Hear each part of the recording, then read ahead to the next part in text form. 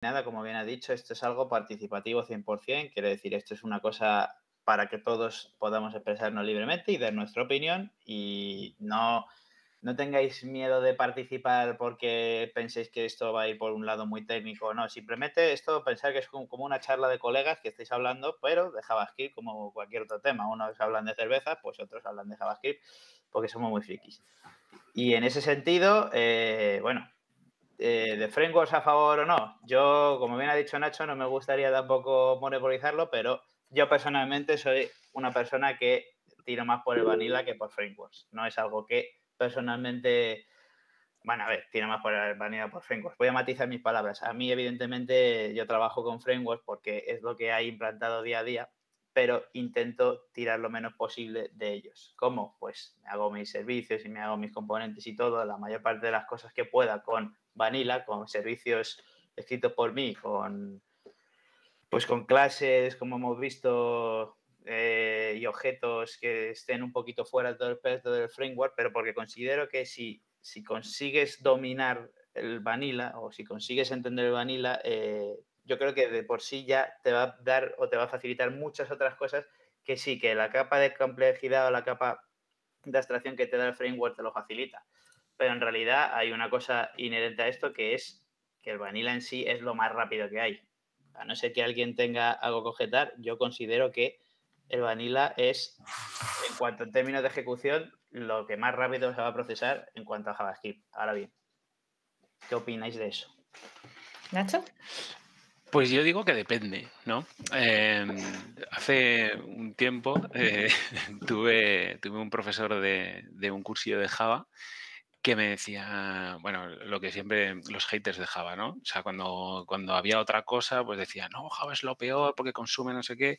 Y dijo, no, Java es necesario, ¿no? Quiero decir, cubre algo que, bueno, ha venido a crear algo que necesitaba ser cubierto, ¿no? Y con JavaScript, con los frameworks, yo creo que pasa lo mismo, ¿no? Tienes vanilla y tienes los frameworks. Y los frameworks vienen a cubrir algo que el vanilla no puede. A mí me parece que JavaScript es muy caótico, así cuando entras por primera vez, ¿no? Te deja hacer cualquier cosa y cuando tienes a muchos desarrolladores, cuando estás haciendo aplicaciones enterprise, necesitas una guía, ¿no? Algo que ponga su justa medida. Y la gente cuando empieza en JavaScript no se autogestiona, ¿sabes? Quiero decir, dice, si esto funciona, ¿para qué lo voy a hacer de otra manera? ¿Sabes? No hay un compilador que me esté diciendo esto peta, esto falla, esto no se puede hacer. Puedes hacer casi cualquier cosa, como demostró Nacho el otro día. Y bueno, se puede resolver con una guía de estilo, ¿no? O sea, puedes definirlo internamente, pero muchos proyectos no lo tienen.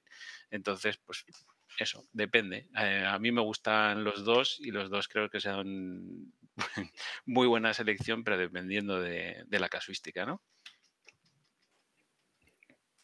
¿José? Vale, yo creo que voy a compartir el depende, pero voy a matizar cosas, ¿no? Y yo creo que aquí voy a abrir un melón que a mí siempre me gusta mucho abrir. Antes de abrir el melón voy a compartir, o sea, voy a dar mi punto de vista. ¿Por qué que digo que depende? Básicamente porque yo considero que tanto los frameworks como el lenguaje de programación, frameworks y librerías, lenguaje de programación son herramientas. Cuando uno va a sacar la rueda de un coche, no usas una llave de tubería para sacar las tuercas de la rueda. O sea, agarras una llave cruz y la usas. Ni agarras y levantas el coche, no sé, con unos ladrillos y tu fuerza como si fuera Hulk. No. O sea, usas las herramientas necesarias. Yo creo que con los frameworks y los lenguajes de programación igual. Ahora, ¿dónde digo yo que voy a abrir el melón y me voy a hallar la palabra caótica?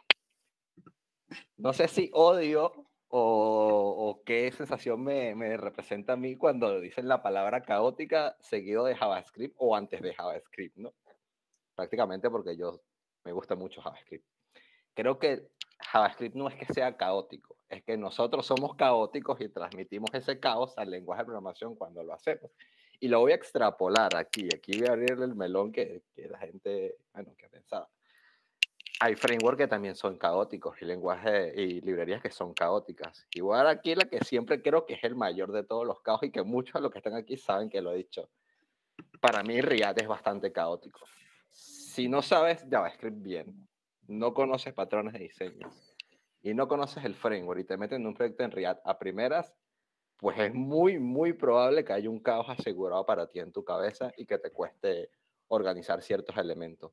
Cosa que, por ejemplo, a mí en lo particular no me ocurre con Angular, por ejemplo. Pero bueno, yo me voy a callar, me mutearé y dejaré esta bomba aquí y hablaremos de esto más adelante. Guadalupe. A ver, a mí personalmente me gusta el Vanilla, pero porque es lo más cercano, o sea, el navegador usa el Vanilla y me gusta pues programar usando el lenguaje del navegador.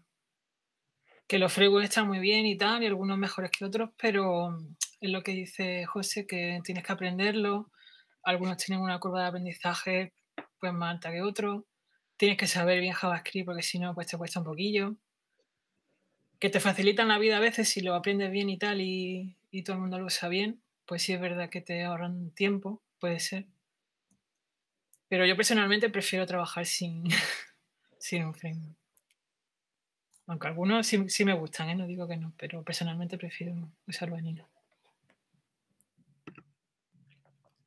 ¿Pablo? Vale, pues yo continúo con el depende gallego, que creo que no hay una bala de plata como tú en la vida, en ninguna situación.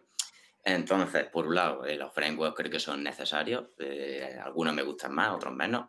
Ahora soltaré yo mi bomba, pero creo que al final están ahí porque resuelven una necesidad básica dentro de la industria. Y creo que sería inviable a nivel de negocio incluso montarte un framework por cada proyecto si es que lo necesitara, y por eso me parece bien utilizar lo que ya hay, además de todo el empuje y todo el esfuerzo que hay a nivel colaborativo en la comunidad y demás, como puede ser el caso de React, que React también tiene sus cosas, pero bueno.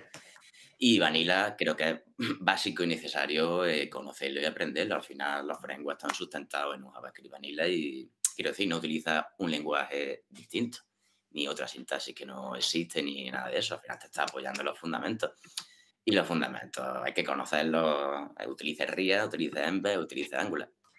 Entonces, dicho esto, a mí me parece que está muy bien, pero como José dice también, creo que te encorsetan y hay algunos con una curva de aprendizaje muy alta que están muy preparados, muy adaptados para situaciones, por ejemplo, de equipos grandes, como puede ser el caso de Ember. No sé si alguno lo ha utilizado ahí, también lo he suelto. Ember está, perdón la expresión, cojonudo si está en equipos muy grandes, donde necesita una convención y una base, pero, por ejemplo, puede ser una sobreingeniería para otros casos, igual que utilizar Angular o React, no sé. Al final, cada necesidad tiene su herramienta. Con eso dejo paso siguiente. Sí, ahí sobre lo que justo dice en el chat, ¿no? Yo creo que estamos hablando un poquito, metemos en el mismo saco, ¿no? Frameworks y librerías sabemos que es distinto, ¿no? Pero un poco cualquier código, ¿no? Que en cierto modo aporte una capa de abstracción. Se ha dicho que antes que Vanilla es lo más rápido, ¿no? Ha dicho Jesús.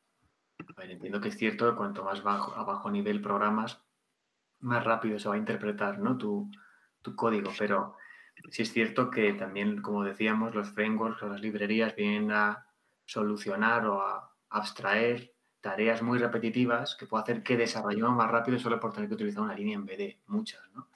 Entonces, a mí sí me parece positivo utilizar los frameworks. Creo que, a pesar de lo que dije en la charla, ¿no? Es como, ojo, los frameworks molan mucho, pero hay que saber cuándo utilizar cada uno y no por inercia. Sino, oye, esto me viene a solucionar algo, pues lo hago, ¿no? Y para ello había que plantearse cómo hacerlo sin frameworks para saber si realmente sería bueno utilizar, cuando digo frameworks, librerías y demás, ¿no? Y habéis dicho también otra cosa que es el tema del caos. Y yo lanzo una pregunta al vuelo cuando nos quedamos sin intervenciones y es, ¿por qué? ¿Por qué consideráis que JavaScript es caótico?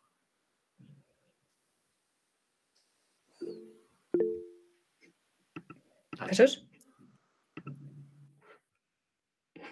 Está silenciada. Ahí se está atenta, gracias.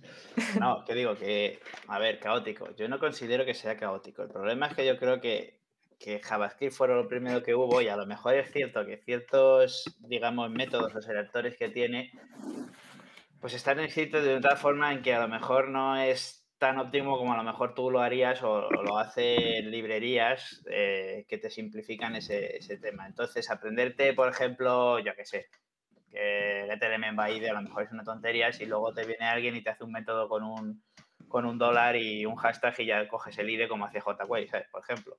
Quiero decir, yo creo que el problema que tiene JavaScript en ese sentido es que viene de tiempo atrás y aunque ahora esté introduciendo nuevas cosas y esté intentando mejorar, digamos, métodos que te ofrezcan del DOM y demás, evidentemente es muy extenso y para ciertas cosas que a día de hoy hacen los frameworks que no hace JavaScript, como el controlar, por ejemplo, dinámicamente el router de navegación de una página y demás, que tendrías que tener mucho código por detrás, es cierto que para ese tipo de cosas a lo mejor es mucho mejor un framework. De todo modo, lo que sí yo plantearía también en este asunto es, ¿no creéis que a día de hoy muchos de los frameworks que hay es simplemente una cuestión o una elección de cuál te guste más porque en realidad hacen cosas muy parecidas, por no decir lo mismo? ¿O pensáis que cada framework que existe se dirige a cubrir una necesidad en concreto de desarrollo, de bien sea proyectos más grandes, como Ember dice Pablo, o mayor, yo qué sé, mayor, digamos, una mayor capacidad, por decirlo así, de tener todo controlado, como a lo mejor puede ser la forma de escribir las cosas en Angular, que es mucho más cerrado? No sé, yo os dejo ahí. ¿Creéis que estos frameworks hacen lo mismo todos o pensáis que en realidad está muy clara la división de funcionalidades? Raúl, ¿vas a preguntar la pregunta del QA? O... ¿Qué? Ah, no, iba a extender lo que ha dicho Jesús. Vale. De hecho, iría más allá, es decir, cada uno es un poco distinto y supongo que depende de cuándo se creó, quién lo creó, por qué lo hizo, pero tienen motivaciones económicas detrás. Entonces, si una empresa muy grande tiene un framework suyo muy popular, muy usado, saca un rendimiento gigantesco de eso. Y yo creo que nosotros no decidimos siempre las tecnologías con las que trabajamos, no las encontramos, pero a mí me da la sensación que hay un interés en complicar nuestro desarrollo para justificar por qué se necesita tanta gente, tanta formación, tantas tecnologías, tantas cosas. Yo me he encontrado en proyectos dentro y fuera de la empresa donde estoy con cosas que no hacen falta. Y he echado de menos cosas que sí que han hecho falta, como quizás más QA y más definición y menos dependencias, que luego al final es gigantesco, con lo que no es solo programar esto, hay más cosas. Yo personalmente prefiero trabajar sin frameworks porque me divierto más. Este es mi motivo. Que para un proyecto sea mejor un framework o una librería, etcétera, es posible, pero cuando yo me pongo a aplicar código, me divierto sin framework. Esa es mi realidad. Con lo que mis proyectos los hago ni siquiera sin bundles, porque lo que menos me gusta de un framework es el tiempo de compilación, el tiempo de estas cosas. Yo prefiero tener mi JS con módulos, que desde que existe soy programador más feliz del mundo, y ya está. Así que yo diría, no sé, yo sospecho que tras los frameworks no solo es, uy, qué herramienta más chula y gratis para todo el mundo. Es más bien, voy a sacar pasta de esto. Y ya está, paso al siguiente. Que no sé quién es, no sé quién es. Soy yo, José. soy yo. Vale, yo creo que voy a hilar por tu pregunta más cosas que acabas de decir. Porque además tu pregunta me da mucha atención, porque hay tantas ofertas de trabajo para framework específico. ¿Acaso la industria piensa que es imposible hacer algo sin framework o que no se va a hacer bien? ¿Sabes cuántas veces yo me he hecho esta pregunta? Creo que la misma cantidad de veces que tú te has hecho o más. Y mi conclusión es la misma, que las personas que en algunas ocasiones hacen las ofertas de trabajo o quienes demandan esas ofertas de trabajo no tienen ni la menor idea de desarrollo, para empezar. Esa es la primera. Lo segundo es que creo que el mercado nos ha llevado a la utilización de frameworks. Y ahí creo que iría un poco más a lo que tú has comentado. Pues obviamente cuando tú eres una empresa como Google o como Facebook, y aquí voy a dejar un caso aparte para Vue, porque Vue no pertenece a nadie, sino a la comunidad, pues obviamente tendrás intereses económicos e intentarás imponer o que la gente aprenda tu manera de trabajar y que se use, ¿no? Por un tema quizás de marketing. Pero también hay que recordar que se ha fallado. Google, antes de sacar Angular, si no me equivoco y la memoria no me falla, impulsó mucho Polymer, hasta no hace mucho.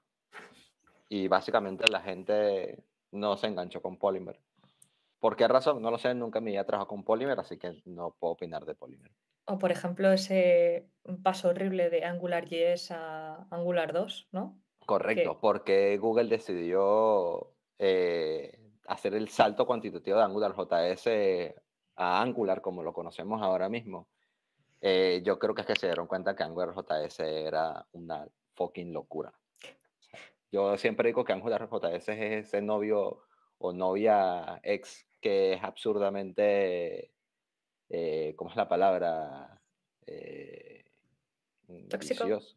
¿Cómo? ¿no? Tóxico, exactamente. Es la pareja tóxica que te ha tocado en la vida, de la cual te quieres intentar desprender, pero no puedes y te persigue eternamente, aunque tú estés con otra persona, literalmente. ¿Qué creo yo? Yo no es que creo que no podamos hacer las cosas bien sin un framework. Creo que el mercado se ha abierto, o básicamente se ha instaurado con los frameworks, y que es difícil, desde mi punto de vista, que los soltemos. Lo que yo creo, y voy a insistir con lo mismo, y es lo que intentamos intentar comprender, es que los frameworks al final se basan en las maneras como trabaja el lenguaje de programación. Si nosotros hacemos, los componentes en React son clases, en Angular son clases, hasta hace nada en React también. O sea, cada uno instaura básicamente lo que nosotros hemos hecho sin nada, pero con cosas, con elementos. ¿Por qué lo hace con elementos? Porque hay mucha gente que quizás es más fácil aprender un framework y decirle, hazte esto de esta manera muchas veces, a darle un montón de herramientas sueltas e intentar decirle, júntalas. Eso es lo que yo creo que ocurre. Y por ahí dijeron que creen que JS se enseña mal. Yo también pienso lo mismo. Yo pienso que JavaScript muchas veces se enseña mal. Y solo se enseña para una cosa, para mover cajitas y pintar y poner elementos. Y JS hace mucho más que eso. Guadalupe. No sé si ha bajado la mano. Bueno, si no, Pablo. No, creo que a lo mejor está muteada y a lo mejor está Sí, intentando perdón. hablar. Ah, vale. Sí, perdona. Que quería hacer un apunte sobre lo que estáis comentando sobre los frameworks que yo también creo que crean una dependencia.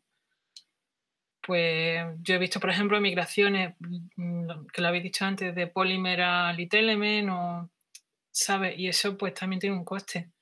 Desde la gente que necesitas que sepa trabajar con ese framework, y eso también es una desventaja, porque si tú creas un monstruo enorme con Ember y luego quieres cambiar a otro framework, pues tienes un problema, por ejemplo.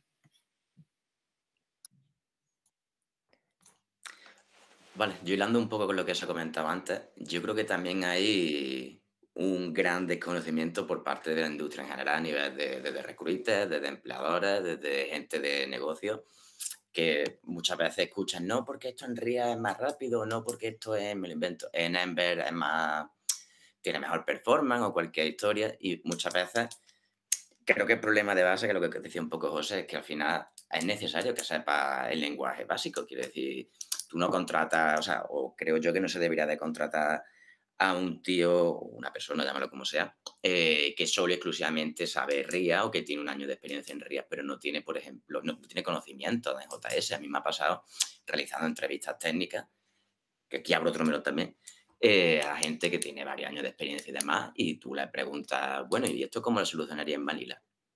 Por ejemplo, te dicen, no, yo es que eso no sé hacerlo en Vanilla, yo sé hacerlo en RIA. Dices, ya, pero quiero decir, si, como no puedes saber una cosa simple, que al final RIA te lo está facilitando, te digo RIA, pero digo cualquier cosa. Al final el framework te lo está facilitando, pero el problema sigue estando ahí y debes de saber resolverlo. Y aquí abro también algo de abogado del demonio también. Yo creo que también mucho problema de esto está saliendo quizás de los bootcamps que hay, estos de hazte experto en JavaScript en 3 meses, donde yo personalmente conozco el caso de gente que está haciendo esos bootcamps y me intereso por el temario y demás que dan. Y simplemente hay veces que dan una semana de JavaScript o 2 semanas para enfocarse en RIA o cosas así que personalmente, mi humilde opinión siempre, creo que no tiene mucho sentido enseñar a correr a alguien si no sabe ni siquiera ni andar o patear. Pero bueno, y suelto la bomba. ¿Jesús? Yo creo que es... No, sí, me doy cuenta. No, estoy de acuerdo con lo que dice Pablo. Yo creo que si volvemos al principio de la pregunta, frameworks o vanilla, creo que estamos dejando de lado también una de las cosas que a día de hoy más utilizan Vanilla, que son, por ejemplo, todo el tema de los web workers. Por ejemplo, no podemos utilizar, que yo sepa, y corregirme si es así, todas las librerías que existen, por ejemplo, si utilizas Axios para, pues eso, para hacer posts y tal contra endpoints, eso no lo puedes usar y tienes que tirarte por métodos de propio Vanilla como Fetch o XML, HTTP Request y demás. Entonces, yo creo que los frameworks a la hora de desarrollar todos los vamos a usar y son útiles, pero la necesidad de aprender Vanilla para ese tipo de nuevas tecnologías, por decirlo así, utilizar pues esos servicios en segundo plano o bueno, ahora mismo no caigo en otra cosa que pueda utilizarlo, pero bueno, para la hora de hacer progressive web applications y demás también lo vas a utilizar ese tipo de tecnología. Es fundamental que la gente aprenda por lo menos los conceptos mínimos de peticiones y demás para poder realizar ese tipo de desarrollos a día de hoy. De hecho, bueno, he lanzado una encuesta de qué prefiere la gente, JavaScript con framework o sin framework. De momento va 7 votos con frameworks y 5 a sin frameworks. O sea que hay gente que opina que mucho mejor en su día a día utilizar frameworks. Yo la verdad es que creo que a mí me simplifica cosas en mi día a día. O sea, no tengo que pensar todo de cero, como ha dicho Jesús. Dale, Raúl. Estaba muteado, pero lo he visto. Que quería añadir que pese a que me guste más trabajar sin frameworks que con frameworks, hay algo que yo al menos no se me ocurriría cómo hacer de forma bien, perfecta, ordenada, sin duplicar código, que es server-side rendering. O sea, si quiero tener lo mismo en front y en back y que me ahorre mucho trabajo, solo con JavaScript para front no puedo. Así que realmente hay casos que lo compro, ¿no? Lo compro a ciegas. De hecho, es que no sé si estáis suscritos a la newsletter esta de JavaScript, que no la que hago yo, sino una muy popular, que ahora no tengo por aquí el nombre, es igual, la enviaron el sábado, y había un tipo que decía mi stack tecnológico para hacer una aplicación moderna, que esto siempre me da mucha rabia cuando alguien dice vamos a hacer una web moderna. Cada mes podrías decir lo mismo. Y tenía muchísimas dependencias. A mí me ha parecido alucinante la cantidad de dependencias que tenía para hacer algo que parecía un blog con su propia base de datos, quizás en Firestore o en algún sitio así que no necesitas backend, pero me ha parecido una burrada de tecnologías. Os compartiré ahora el artículo que lo tengo por ahí. Pero frameworks sí, frameworks no, yo también añadiría dependencias porque sí o me hago yo las cosas, que creo que hay una especie de pasión por utilizar dependencias de otros, como si no te pudieras hacer tus propios servicios, como comentaba antes Jesús. No hace falta que no todo lo que hacen los demás es mejor que lo que vayas a hacer tú. Y voy a compartiros el enlace. Vale. Por cierto, hemos preparado un reto que, a ver, un segundo.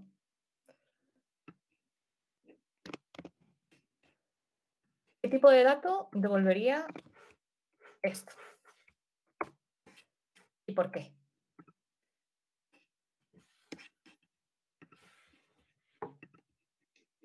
No sé si había alguien en la cola para hablar, creo que no. ¿Alguno lo sabe? ¿Alguno se anima? Nacho está muteado. Sí, el tema es, vamos a ver, el tema es si podéis, mirad esa instrucción y si podéis poner la respuesta en el chat y luego argumentarla. Sobre todo es argumentar un poco qué hace esto, ¿no? Que parece es sencillo, pero bueno, creo que nos puede ayudar un poquito. Y bueno, realmente la mano era porque he visto un mensaje muy interesante que ha puesto Dani, ¿vale? En el chat, ¿vale? Un mensaje, oye, muchísimas gracias de verdad por intervenir. Y pones algo así como que te gusta usar frameworks, pero que es más por tu poca experiencia y que Vanilla sería muy complicado para hacer varias cosas, ¿no? Y yo lo único que puedo decir al respecto es, bueno, pues más motivo para jugar con Vanilla, ¿vale? Si tienes poca experiencia, es que lo que tienes que hacer es cuando te aburras o cuando tengas posibilidad, intenta resolver esos problemas, que es con lo que realmente vas a aprender, ¿no? Pero entiendo perfectamente que esos desarrollos, ¿no? sin un framework pues se hacen interminables y no vamos a llegar en plazos. Pero bueno, un ratillo de vez en cuando intentar al menos pensarlo siempre te puede ayudar, ¿no?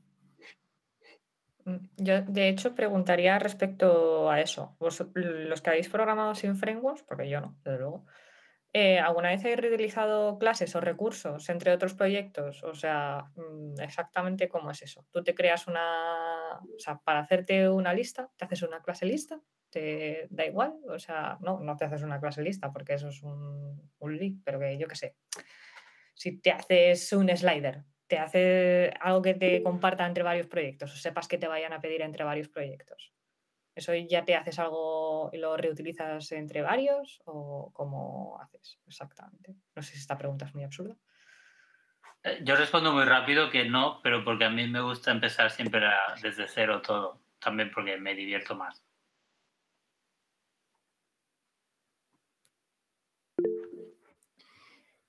De hecho, yo creo que ese es el origen de los frameworks, ¿no? El origen de las librerías, bueno, de hacer otras librerías, ¿no? Es lo que decíamos, no es el desarrollo que a todos nos gustaría hacer alguna vez, ¿no?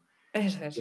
Empiezas haciendo, ostras, es que esto se debería hacer una función para meterlo en varios sitios, ¿no? Empiezas a hacer eso, luego empiezas oye, pues voy a dar una lógica a esto para que tenga una estructura, una arquitectura chula, y cuando te das cuenta tienes una librería súper chula. Oye, voy a meter una metodología para intentar ayudar a las personas que intenten utilizar esto, y cuando te das cuenta, pues has hecho una librería, un framework, ¿no? O sea, que realmente es que ahí se ve realmente la utilidad que tiene y por qué hay frameworks, ¿no? Precisamente por eso, porque normalmente trabajar a bajo nivel implica muchas tareas repetitivas, ¿no? José. Vale. Uno de los ejemplos más claros, yo creo que es el ejemplo más simple que yo suelo mencionar a la gente, es un botón. Cuando tú vas a hacer un botón, imagínate que no tienes ningún framework, ni tampoco ningún framework de maquetación, ni nada. Tienes el botón de HTML, botón gris, feo, con lo que te escupa el navegador y ya. Vale, y tú dices, ok, viene el Wiki Genio y hace un botón que tiene unos colores muy bonitos, que cuando hace over hace una cosa, que si está bloqueado se pinta de otra manera, que si quieres ponerlo en un sitio a lo mejor es translúcido, que si es redondito, que si un lado es redondito y el otro es inclinado, en fin, múltiples casuísticas para un botón. O sea, un botón que hasta los momentos no hemos programado ni el fucking click para que dispare un evento. O sea, no hemos hecho nada con el botón. ¿Y qué es lo primero que hago yo? Pues agarrar el botón y empezar a programar propiedades para pintar ese botón como yo quiero. Lo mismo que hace un framework cuando tú le dices, haz un botón primary y lo pinta de azul, un botón danger y lo pinta de rojo, un botón warning y lo pinta de amarillo. Pues exactamente lo mismo, agarras un botón, empiezas a meterle propiedades y a que ese botón reaccione en base a los elementos que tú le estás diciendo que haga. Si le metes X propiedades para que actúe en base a un color, pues en la documentación pones, vale, este botón tiene estas propiedades y según la propiedad que tú le pases por parámetro, esa propiedad se reflejará en un comportamiento visual de ese botón. Yo creo que ese es el primer paso que nosotros tenemos que aprender a hacer. O sea, es el primer juego que yo le recomiendo a la gente. Hagan algo tan sencillo como agarrar el botón, como la etiqueta botón, y hacer que esa etiqueta botón reaccione por propiedades basado en colores. Y le meten 5 o 6 colores y prueban. ¿Qué pasa si le pasó el color A? ¿Qué pasa si le pasó el color B? ¿Cómo se va pintando? Al final van a tener que programar en el componente botón una especie de lógica en la que coja esa propiedad que le estás pasando o la sumatoria a esas propiedades para representar un elemento visualmente. Y eso es lo que realmente empezamos a hacer con JavaScript. Y después de ahí vas agregando elementos. Bueno, ya no quiero hacer un botón, ahora hacer un campo con un botón. ¿Qué pasa si yo le doy al campo o al botón y al campo? Y empiezan a jugar con los eventos. O sea, para mí yo creo que son elementos muy sencillos que al final vamos juntando y que, bueno, es verdad, el framework nos los da más caos. Del 90% de las veces tenemos los frameworks de maquetación y las herramientas o las librerías hechas para arrastrar y toma, hacemos la lógica. Y luego tenemos una ingeniería por encima que ayuda a que esa lógica funcione en muchos casos de manera muy robusta si está bien hecha, ¿no? Pero ¿qué pasa también? Es lo que yo creo que han comentado un par de compañeros por ahí. Cuando una cosa es lo que tú has aprendido para buscar trabajo, porque aquí está el otro tema, el mercado laboral. Tú tienes que pagar facturas, tienes que comer, tienes que vivir, ¿no? Y si tú has aprendido una herramienta medianamente bien, por decirlo así, por dar un framework cualquiera, tú dices, vale, yo tengo mi carta y necesito conseguir trabajo y no tengo tiempo para apañarme con más cosas. Al final tú entras en el mercado laboral por medio de la carta que tú tienes y con la que te has jugado. ¿Qué puede pasar? Que tú si empiezas a crecer con esa carta y vayas aprendiendo, o que te quemes en esa carta. Entonces, claro, ahí es donde hay que matizar una vez que estás dentro, cómo sigues jugando tus cartas o cuáles vas abriendo hacia ti como profesional.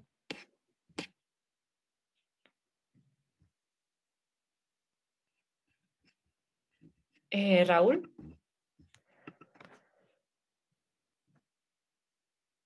¿Estás muteado? Sí, estás muteado. No lo he visto esta vez, no lo he visto. Que aunque no me guste, no es que no me guste, no suelo reaprovechar código entre proyectos propios, o sea, cosas que hago yo pequeñitas personales, sí que aprovecho arquitectura. Y me parece súper interesante aprender de arquitectura entre proyecto y proyecto y cómo organizar código que sea legible, rápido, etcétera, bien puesto. Y no tanto que vas a programarlo. Es decir, si programas rápido, no sé, tampoco necesitas reaprovechar tantas cosas. A lo mejor el típico event listener que te haces propio, sí que lo copias entre proyectos porque no vas a volver a hacer. Son 5 líneas de código, copias, pegas. Pero otras cosas más custom ya no. Pero de arquitectura creo que es lo que más me fijo. Y con el tiempo es lo que más he ido fijándome. Cuando he acabado un proyecto, ostras, esto cómo lo he organizado bien, ¿no? ¿Cómo podría hacer el siguiente? Y al final una estructura para proyectos pequeñitos que me gusta es una especie de orquestador inicial que se encargue de llamar a diferentes servicios que entre ellos no tengan ni idea de lo que está pasando y disparen eventos. Y el orquestador inicial es un poco lo que tiene control de todo, tanto de lógica como de visibilidad, etc. Y eso me gusta y eso lo disfruto. Y eso un framework a veces que te da como una estructura inicial propia y cuesta un poquito más salirte de esa organización. Con JavaScript propio te es más fácil ser flexible. Pero también se puede hacer. O sea, Vue, por ejemplo, por defecto te viene con la típica estructura por tipo. Componentes por aquí, servicios por allá, etcétera. A la que un proyecto crece, eso no te sirve. Y luego en la documentación propia de Vue no hablan de arquitectura, solo hablan de su código, que es exquisita. O sea, yo he aprendido muchísimo solo leyendo la documentación, pero creo que cuando vas subiendo de nivel de responsabilidad, etcétera, es casi más importante la arquitectura de software y el buen crecimiento de un proyecto que no cómo se llama el hook concreto que te permite cuando se destruye un componente sacarle los listeners, cosas de estas. Así que interés por arquitectura es el tema que abro. ¿Os interesa la arquitectura o os ponéis a programar y ya está? Antes de que abramos ese tema, por ejemplo, Antonio Manes comenta por el chat. Yo creo que es necesario trabajar con frameworks porque aceleran el desarrollo. Te da un marco de trabajo, te dan bastantes cosas reutilizables y creo que ayuda a trabajar con un equipo, pero nunca debe quitar la visión y el conocimiento de lo que es el lenguaje nativo. La verdad, yo estoy bastante de acuerdo con esto. O sea, yo creo que el framework al final facilita cosas. No tienes que estar en plan ahí encima ni nada de eso. Le toca a Jesús. No, yo estoy totalmente de acuerdo con esa afirmación. Quiero decir, el framework siempre, como bien dijo Nacho, es una capa que te ayuda, una capa de abstracción de código que te ayuda a simplificar todos los procesos. Y evidentemente, si tuviésemos que realizar todas las tareas, como ya hemos dicho, de cero, pues ya simplemente el propio tema del enrutado, de hacerlo de la navegación entre componentes, entre vistas, eso ya te lo dan resuelto todos los frameworks que hay a día de hoy y no vas a perder tiempo en volver a programar de cero o, bueno, te puedes montar un desarrollo montado de cero y bajarte una librería que ya haga eso, pero aún así estamos en lo mismo. Siempre va a facilitar muchísimo el código, pero bien es cierto que se necesita de ese conocimiento del lenguaje nativo para otro tipo de soluciones que puede haber por ejemplo, para a lo mejor, yo qué sé, montarte wrappers de librerías que propiamente te bajes y tener un poco el control tú también de tu proyecto. Y respecto a la arquitectura que decía Raúl, yo siempre me fijo, es cierto que yo, por ejemplo, me da igual el framework que utilice, pero eso es una cosa que hago yo y a lo mejor es mi forma de ver las cosas. Independientemente del framework en el que esté, yo tengo una forma, una arquitectura propia de hacer las cosas en base a mi experiencia que aplico a todos los proyectos y en todos los frameworks. Bien es cierto que también depende de las necesidades. Si es algo que tiene que ir muy componentizado, pues a lo mejor la reafino. Pero, por ejemplo, si yo sé que va a tener unas ciertas, O digamos... sea, tú tienes algo ya hecho de base. No es que tenga algo hecho de base, sino es una estructura que siempre, esa propia estructura, no es que la copie y la pega, la tengo en la cabeza y siempre lo hago. Yo tengo una carpeta core para funcionalidades que no tienen que ver con dependencias, digamos, externas o cosas que pueden ser extensibles, sino que ese core núcleo es una serie de, digamos, servicios o librerías o formas de hacer las cosas que yo utilizo. Por ejemplo, yo utilizo para compartir información entre componentes o entrevistas. Yo, si no tiene el propio framework un bus de eventos, pues yo me creo un bus de eventos para hacer ese tipo de compartición de datos y cuando yo necesito a lo mejor que algo reaccione a que yo he cambiado algo, por ejemplo, Vue, que es con el último que estoy trabajando, tiene algo parecido, que es el Emit, que es un poco el listener de eventos y tal que tienen ellos, que te permite compartir, pero del propio componente al padre y digamos que te lastra al fonte anterior. Y a lo mejor yo en ciertas necesidades quiero compartir datos entre otros componentes que están a la vez haciendo cosas. Entonces, ya digo, en ese tipo de arquitectura yo tengo una que me defino una carpeta core y dentro meto services, compones o lo que necesite, con la misma forma, y luego al externo, lo que vaya a ser incremental o por componentes, pues ya va afuera y bebe y extiende de esas clases que yo me defino en el core, ¿vale?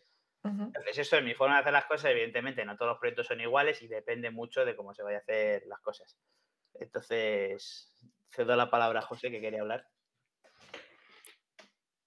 Vale, sí, yo creo que un poco para ir cerrando el tema de framework, no framework, porque ya tenemos una hora hablando de lo mismo, y matizar las respuestas aquí a las preguntas en base a la arquitectura, porque he puesto que JS para un backend grande y complejo, y hemos hablado de arquitectura, pues yo que he tenido la oportunidad de hacerlo en ambos lados, aunque pareciera que no, siempre funciona de la misma manera, ¿no?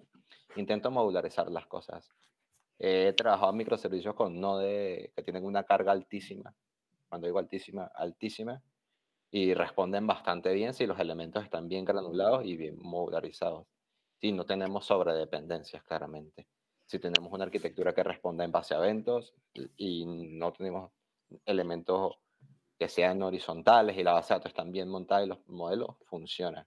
La verdad es que a mí personalmente me gustaría mucho ver un ejemplo de eso, porque a mí me lo dices y me suena guay, pero claro, o sea, yo no voy a saberlo por ciencia infusa, ¿sabes? O sea, que no sé, tampoco sé si se pueden compartir esos proyectos por temas de cliente y todo eso, no tengo ni idea.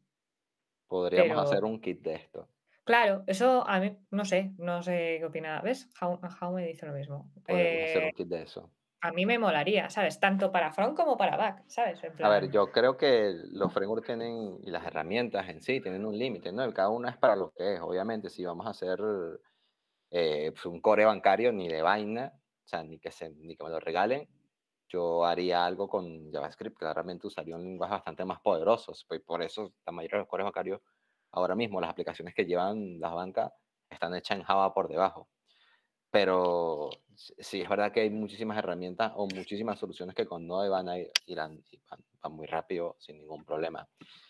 Con respecto al otro, a nivel de cómo distingue la lógica de negocio de un producto del border de framework, pues ahí es un poco usando la cabeza y un poco sabiendo segmentar y sabiendo preparar las piezas como tú quieres.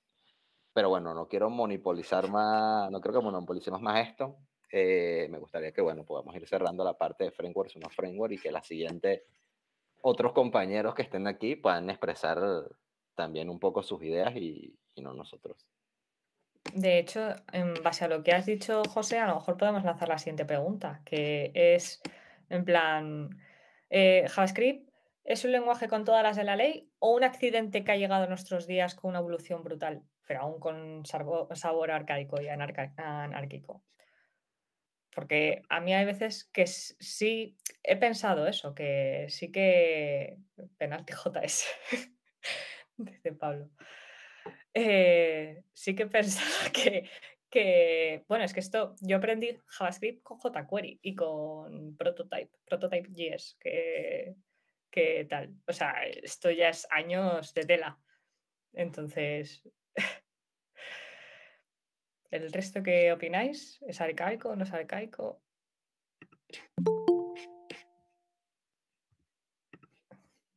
¿Deberíamos utilizar todos Java? ¿O pasamos a otro tema? José. Yo no quería opinar en base a esto, pero ya que nadie quiere opinar, pues voy a tener que opinar. Yo quería que el que dijera que penalti JS, ¿por qué penalti JS?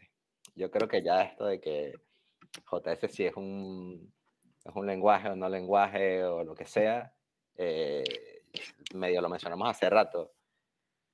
Yo creo que se está enseñando mal. JavaScript ha evolucionado muchísimo, muchísimo. O sea, vimos la charla de Nacho. O sea, hemos visto JavaScript a un nivel un poco más bajo del que estamos acostumbrados, programando de manera muy decente de cómo funcionan los objetos, cómo funciona la cadena de prototipos, cómo podemos implementarla. Y ahora, en el siguiente evento que hará Jesús, la vamos a ver un poco más apegado a lo que solemos hacer cada día, que es la implementación de clases, aunque Nacho la mencionó, la utilización de elementos con herencia. O sea, ya empezamos a llevar esto, aunque ustedes no lo crean, como yo aprendí a programar en la universidad, por ejemplo, cuando vi programación orientada a objetos, que la vi con Java, que es un lenguaje fuertemente tipado. Es verdad que JavaScript es JavaScript, pues tiene lo suyo y tú le puedes pasar lo que te dé la gana y él actuará. Pero también un poco depende de nuestra cabeza como desarrollador. O sea, hay cosas, no es solo hacer código y ya. Y yo soy muy fastidioso con esto. Yo creo que hay que tener los conceptos claros a nivel de patrones de diseño.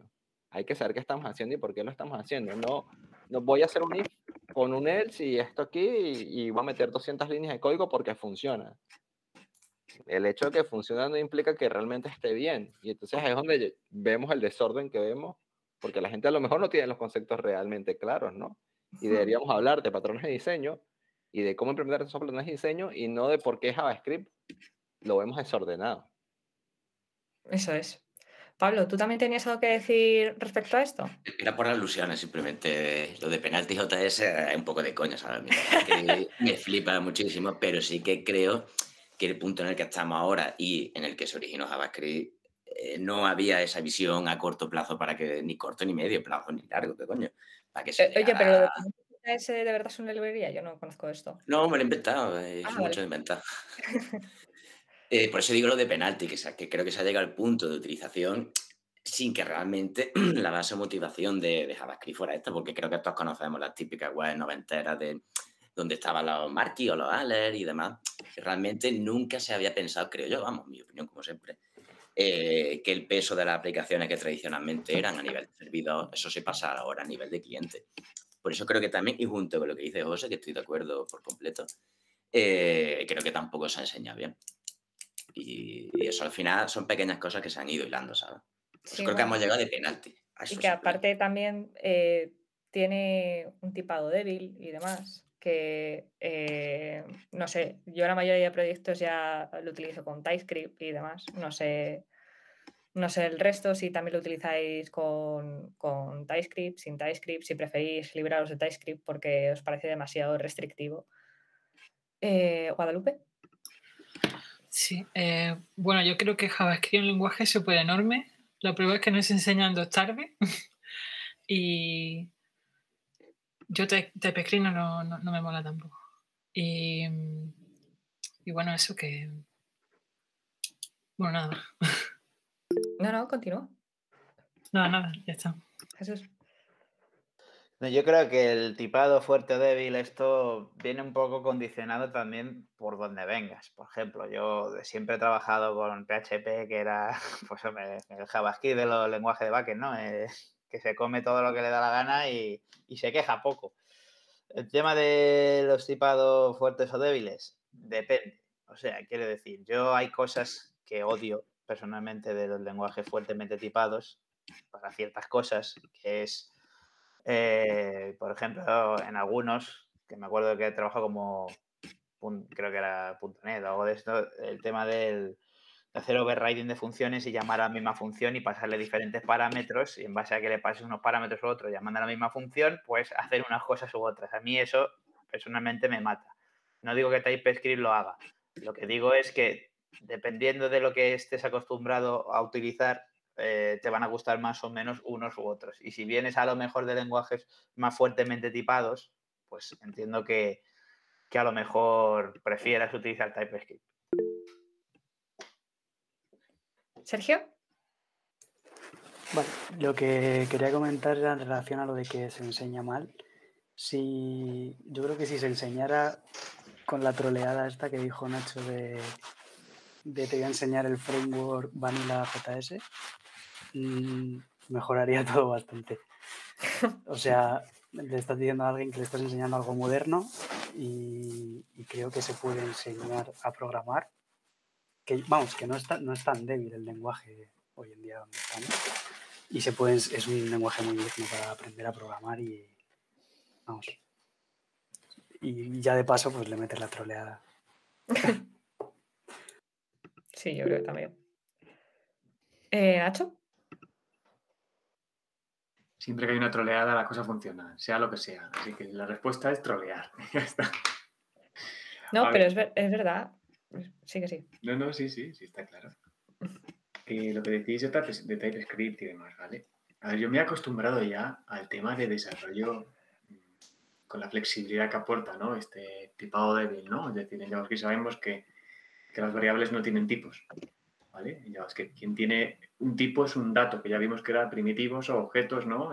Y cuando tú asignas a una variable un tipo, pues bueno, esa variable tiene un dato de cierto tipo, pero tú puedes añadir una misma variable a los tipos que quieras, ¿no? Eso te da una flexibilidad de la leche. Pero claro, eso también entiendo que también implica, pues bueno, más problemas de seguridad, posibles errores, ¿no? Y es donde entra TypeScript, ¿no? Fijaos que trabajé un poco en Angular y no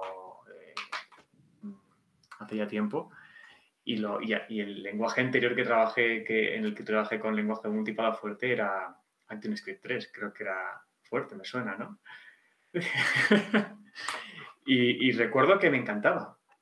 El tema es que me encantaba tener que decidir para cada una de las cosas qué tipo tenía, ¿no? Era como el summon del TOC, ¿no? Yo pongo aquí, eso tiene esto, tal, pero sí es cierto que recuerdo con Angular también que a veces me daba un error porque justo había ciertos casos en los que no sabía el tipo que me iba a llegar y me chillaba y tenía que hacer ñapas para conseguir que el tipo, ¿no? No me chirriase, ¿no? Entonces yo no soy nada experto en ese tema, pero sí molaría, además hay gente en el chat ahí que ha opinado, a ver si qué opinión tenéis al respecto, ¿no? Con todo el tema de este tipado de datos.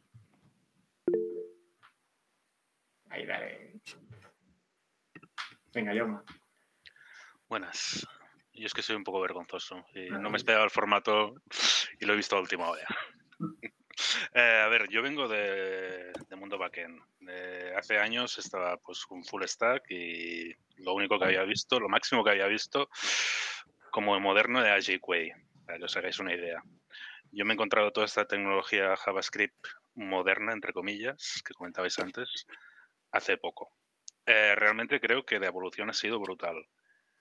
Me gusta, pero vengo del mundo Java y el mundo Java, el tipado es el tipado y la estructura de las cosas es la estructura de las cosas. Una de las cosas justamente que no me gusta de JavaScript es que facilita o permite demasiado llegar a hacer guarradas si no sabes muy bien lo que estás haciendo. Y una de las cosas que creo que aporta TypeScript en ese sentido es disminuir ese nivel de posibles guarradas. Opinión personal.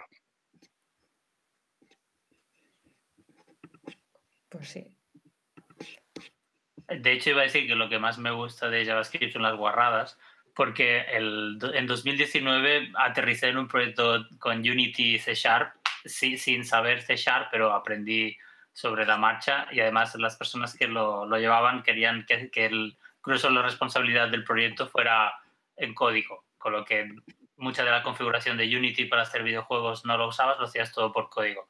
Eso implicó que tuve que programar de una forma completamente distinta a como estaba acostumbrado a programar con JavaScript y muchísimo más organizada. Hacíamos diagramas, definíamos las clases. Yo además, no solo no me gusta programar, bueno, no es que no me guste, pero estaba acostumbrado a hacer JavaScript, además, mucho más funcional que orientado a objetos. O sea, prácticamente nunca usaba clases, con lo que fue choque de trenes total. Pero ¿qué echaba de menos cuando estaba trabajando allí? Poder hacer la guarrada de nombre de un objeto, corchetes, pongo ahí un string y ya está, ya accedo a lo que me da la gana. Eso no lo puedes hacer con TypeScript, me parece. No estoy seguro, a lo mejor poniendo Ennis. No tengo mucha experiencia con TypeScript, solo lo he utilizado para algunos proyectos. Pero a mí me gusta la ultra flexibilidad de JavaScript porque al igual que Jesús, mi lenguaje de backend que más he usado es PHP y ahí puedes hacer todas las guarradas que quieras. Entonces yo me sentía como un mago que puedo conseguir cualquier cosa simplemente escribiendo lo que toque. No tengo que pensar en si es correcto o no. Y eso es guay, eso está bien cuando programas. También es verdad que he trabajado principalmente solo, con lo que yo me he comido mis propias cosas. No solo han tenido que comer otros. Pero eso, guarradas sí. Y ActionScript 3 era maravilloso. Es donde aprendí a programar yo hace años. Era fantástico. Jaume, no sé cómo se dice tu nombre, lo siento. Tranquilo, Jaume. Yo pienso en un equipo donde va entrando, por ejemplo, bastante junior. Con JavaScript o tienes unas guías de estilo muy bien definidas y fuerzas a que se revisen, a que se sigan. Tienes unas métricas instauradas y las sigues, o puede ser un despiporre. Si es proyectos pequeños, a mí me gusta mucho Node para hacer cosas rápido, para prototipar, para hacer POCs, me encanta. Pero para un proyecto complejo me duele ver ciertas cosas. Sí, yo creo que a mí también me pasa igual, ¿eh? O sea, yo no había tocado TypeScript hasta hace nada, hasta este proyecto. Y lo agradezco un montón. ¿José? Vale, sí, ya que hablamos de TypeScript, y yo les voy a compartir aquí y voy a explicar qué coño es esto que les estoy compartiendo. He tomado una captura de un código. No sé si puedes pegarla aquí, José. No sé si te Eso es lo que estoy intentando ver, pero creo que no puedo poner las capturas aquí. Creo que vas a tener que compartir pantalla si quieres que sí, veamos es lo algo. que... Pon un enlace a la imagen en algún servicio por ahí. Eso también puedes, pero poner Coño, imágenes bueno, aquí... Eso implica subirla y tal. Es que esto no es Google Chat, que nos quejamos mucho, pero nos da muchas facilidades. Pero déjame ver. Puedes describir la imagen con todo detalle. De mientras voy a decir lo que dice Antonio Humanes Pacheco, que yo creo que tiene más razón que un santo este hombre, que dice que JS es un lenguaje que te da accesibilidad y te obliga por ello a ser más responsable con lo que programas. Pues precisamente. O sea, con TypeScript además te quita un poco de esa responsabilidad, ¿no? O sea, tú le dices al principio como aquí, la interfaz, el tipo de dato que te viene en cada cosa y ya está. Pero JavaScript tienes que tener muy claro todo el rato lo que estás programando. Dale, José. Vale, ahora voy a mencionar esto. Esto que yo tengo aquí es una interfaz que me he creado, una interfaz de usuario, que básicamente es la interfaz más mierda que he podido crear o desarrollar en mi vida. ¿Por qué? ¿Y por qué he tenido que hacer esto que me parece asqueroso, que además no te sigue ningún tipo de convención a nivel de naming? Porque como se dan cuenta, hay unos que son como una especie de camel case, empezando con la primera en mayúscula, hay otras que está como que la primera letra en mayúsculas y todas las demás en minúsculas, en fin, que es cualquier mierda. Ok. Este objeto que está aquí es la respuesta que me devuelve un API, al cual no puedo meterle mano. Y que como es la primera interfaz que entra al framework, en este caso el framework que estoy utilizando es Angular, tengo que poner esta primera interfaz así y luego transformarla más adelante a lo que yo quiero. Entonces aquí empiezo yo a fastidiarme un poco con TypeScript, ¿no? Porque a lo mejor con JavaScript recibo esto como un JSON y pues luego lo acomodo o incluso me puedo crear una clase que voy seteando y usándola como yo quiera y ya está.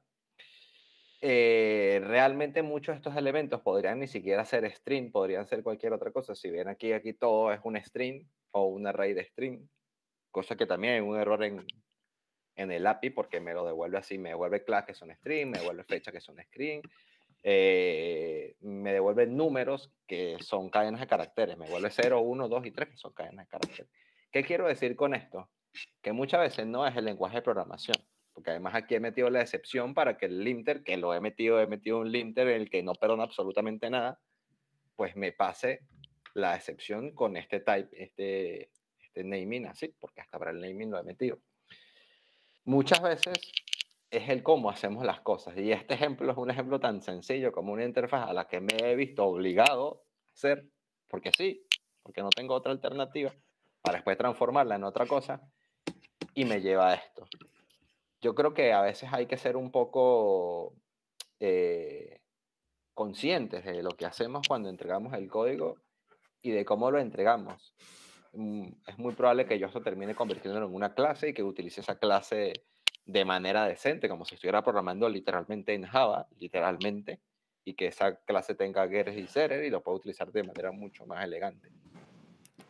Pero no es el lenguaje de programación, para mí no es el lenguaje de programación, para mí es en el cómo nosotros vaciamos o entendemos los elementos e intentamos implementarlos. Y ya dejo de compartir.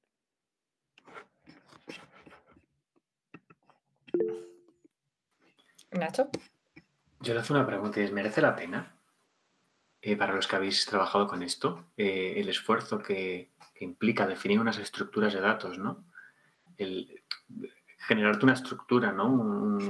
Entiendo que un objeto, ¿no? Para poder asociarse a los datos para todos los proyectos. Es decir, no se convierte más en una obligación, una necesidad parecida a la que tendrían muchas personas a la hora de cumplir un 100% de coverage en testing y que lo hacen rápidamente para cumplir el coverage y luego realmente no han hecho un testing en condiciones porque no han probado nada más que ha pasado por todas las líneas.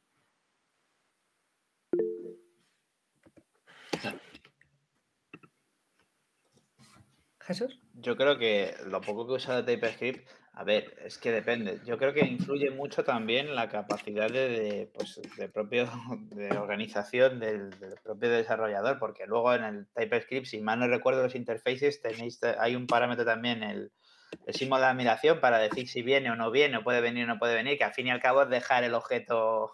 Vamos, si yo me defino un objeto y me devuelvo todo y los pongo todos con símbolo de admiración, es un objeto vacío que acepta o no lo que he rellenado. Entonces, yo creo sinceramente que va mucho por gustos y puedo entender que haya gente que le guste que todo esté muy, como antes han dicho por ahí, que no sabían si dejar a un junior toda esa libertad que te ofrece de capacidad de, pues yo qué sé, de que pises el valor de una función, si está en un scope de ámbito superior al que se está ejecutando por el hecho de programar mal, imagínate. Pues hombre, cambiar ese tipo de cosas a lo mejor sí, pero el hecho de que tengas que hacerlo todo, digamos, tan...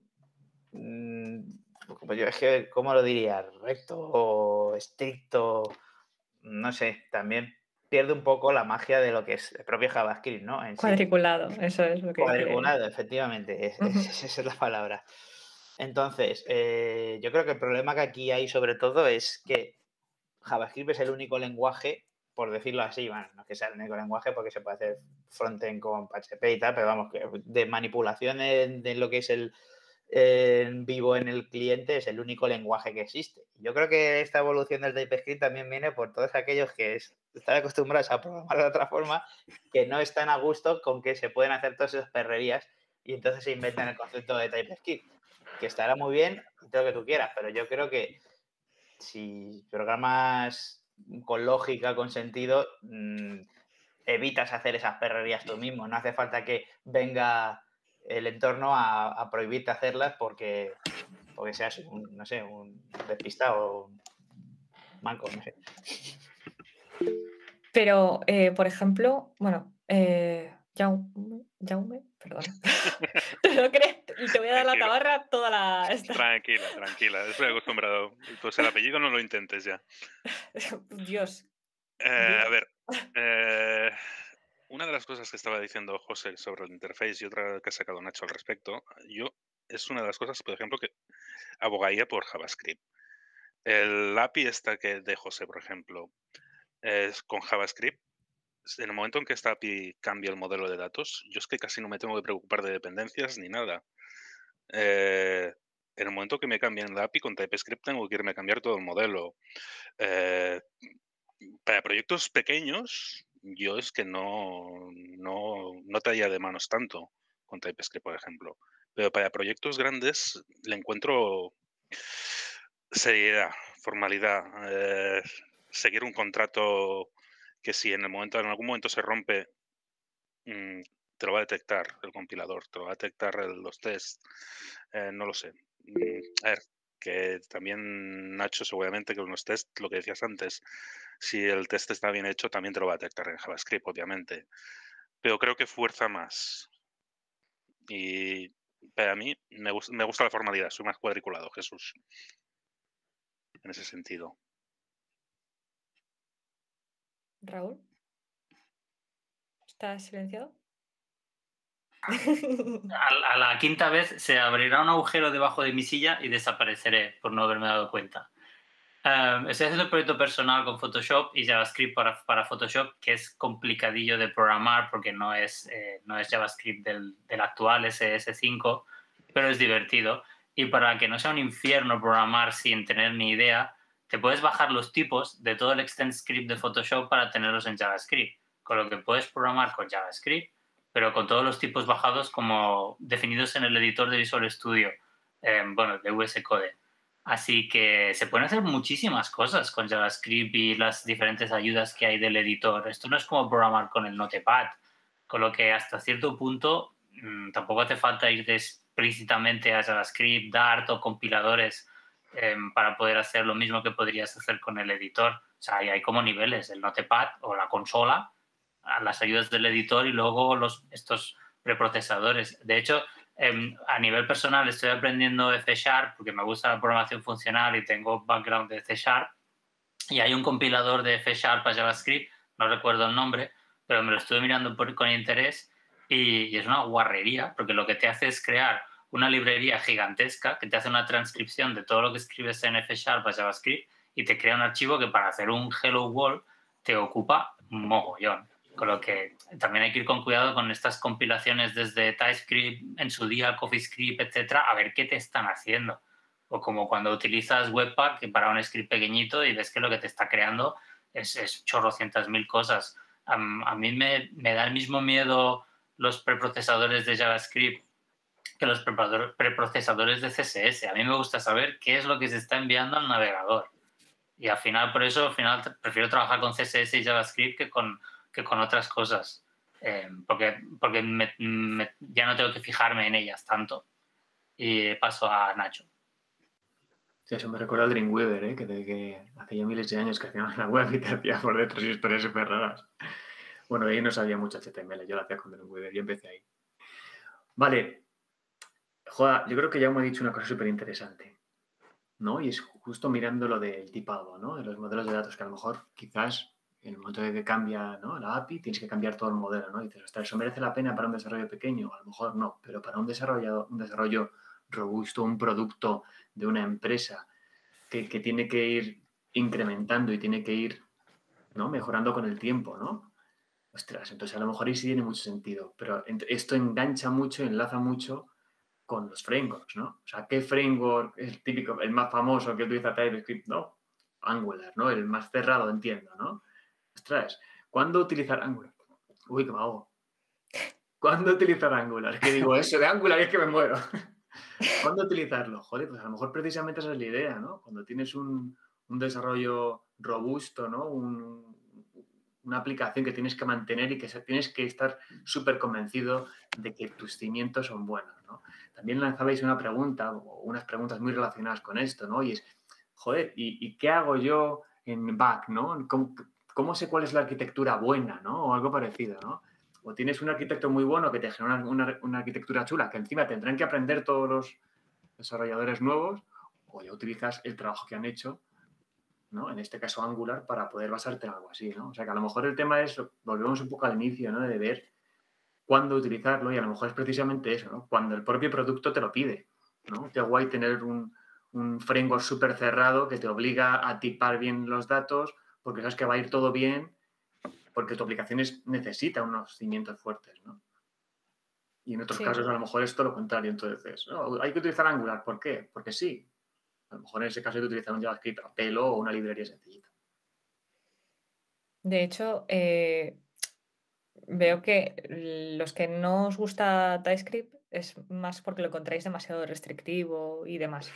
Entonces, ¿pensáis que, por ejemplo, const y let es un paso a que JavaScript se vuelva más restrictivo? O, bueno, sin llegar a los niveles de TypeScript, obviamente, pero que eso es a lo mejor que se quiere evolucionar hacia ese lado por la gente de JavaScript. José. Joder, mi pobre ordenador está explotando en este instante, pobrecito. Ya no tiene ganas de trabajar. Me dice, cabrón, mañana es feriado, apaga. A ver, estaba esperando que soltaras Let It Const hace rato, porque lo tenía en la cabeza. Para mí esto fue una maravilla. Cuando en la script decidió meter Let It Const, yo dije, por fin, ya no vamos a hacer lo que nos dé la gana con los var como nos da la gana. Y yo creo que aunque ya nos queda como media hora o un poquitico más, es buen momento para hablar de esto, porque Nacho no lo mencionó en la charla, habló casi toda la expresión que hizo, fue con variables de var, o sea, var, explicó casi todo en var, y explicó el scope, estuvo trabajando con él, trabajando con el DIS, pero no hablamos sobre el Let It Const y qué ocurre dentro de los diferentes, dentro del ámbito en el que está, ¿no? ¿Qué podemos hacer con ellos? Yo creo que sí que ayudan muchísimo y hacen que tu código empiece a no mutar con cosas raras y a que tú empieces a escribir cosas que tengan sentido. Yo creo que aquí, y justo aquí fue donde empezó a tener orden y sentido un poco más para JavaScript, ¿no? Para los que venían de otro sitio y empezaban a ver, bueno, y aquí podemos no hacer un poco lo que nos da la gana, sino que empezamos a tener un poquito de orden. Ahora, mi pregunta es para ustedes, o sea, ¿qué usan ustedes y cómo lo usan? ¿Usan Let It Const? ¿Usan var Let It Const? ¿No saben de qué estamos hablando? Jesús. ¿Estás silenciado? Cierto, esto me va a pasar como Raúl, acabar desapareciendo. Que yo creo que precisamente el hecho, a ver, hilando con lo anterior, cuando a lo mejor yo reniego un poco más de esos lenguajes, que entiendo perfectamente los puntos de vista de todos los que lo usáis y los veo lógico, pero el tema es, yo creo que una cosa es, digamos, sobreproteger y otra cosa es que se puede hacer cualquier cosa como hacía JavaScript. Entonces, como vimos en la charla de Nacho, que tú puedes definir una variable fuera del scope del ámbito de ejecución de una función que se llame Pepe y luego dentro de la función te puedes crear otro Pepe con el var y evidentemente la que va a pisar será la local, pero si no, luego estás cambiando el scope superior si no defines ese var y le llamas Pepe, pues hombre, el const y el let lo que te dan es una seguridad de hacer ciertas cosas más, digamos, encapsuladas, por decirlo en el sentido de que si tú te defines un tipo, no te va a permitir redefinirte esa variable con un array. Si te ha definido un objeto con const, no te va a dejar después meter un array, ¿sabes?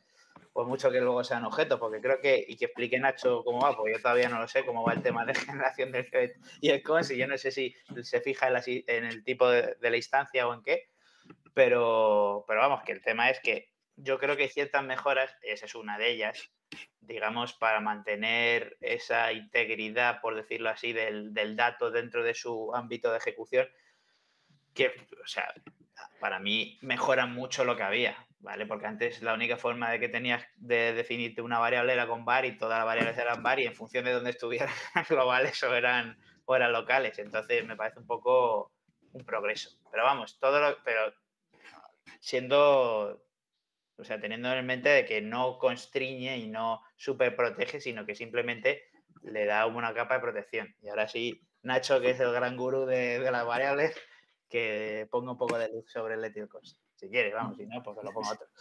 Bueno, gurú. A ver, vamos a hacer, si queréis, rápidamente un repaso, ¿vale? Si recordáis, lo que dijimos es que cada vez que se generaba un contexto de ejecución, pero ya fuese local o global, ¿vale? De cierto modo, se generaba lo que era un entorno léxico, ¿no? Y un entorno léxico básicamente era un conjunto de registros que determinaban, ¿no? ese contexto, ¿no? Que determinaban el funcionamiento de ese scope global o de esa función, ¿no? ¿Y qué tenía esto? Tenía el valor de this, tenía las declaraciones y tenía un outer, que era la relación, ¿no? Con ese entorno léxico que estaba por encima. En ese caso, una función anidada o lo que fuera, a nivel estático. ¿Bien? Pero claro, ¿y qué pasa? Lo que decís, ¿no? Definimos una variable y dentro de ese scope, cuando hablamos de scope, hablamos de ese conjunto de código, ¿no? Bajo el que se rigen ciertas reglas de acceso, ¿no? Ese entorno léxico, ¿no? Tú cuando lo definías las variables en ese grupo, ¿no? En ese lugar. Dice, oye, ¿qué pasa con let y const? Es muy sencillo. Let y const básicamente es cada vez que se encuentra con un bloque, ¿vale? El motor. Y ese bloque internamente tiene un let o un const, te genera otro entorno léxico, ¿vale? Recuerda, el entorno de ejecución internamente tiene un entorno léxico, ¿no? Un objeto, entorno léxico, ¿no? Pues te genera otro entorno léxico que lo enlaza, ¿vale? Con el scope que tiene por encima. Básicamente es añadir otros eslabones a la cadena, ¿vale? Entonces, y ese, ya, siendo así un poco más precisos, pues, teniendo en cuenta que estamos hablando de una abstracción, ese entorno léxico viene a sustituir momentáneamente el entorno léxico del contexto de ejecución hasta que sale, ¿no? Y luego recupera. Pero eso ya es más técnico. Realmente lo que nos interesa es que cada vez que entramos en un bloque y se ha definido un let y un const, te genera otro eslabón, otro scope específico ahí dentro, ¿no? Entonces, para mí esto no es una restricción, es todo lo contrario.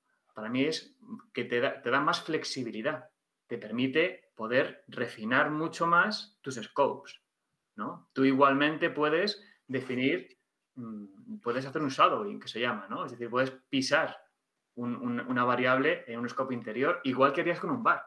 Simplemente te añade más niveles de profundidad, ¿vale?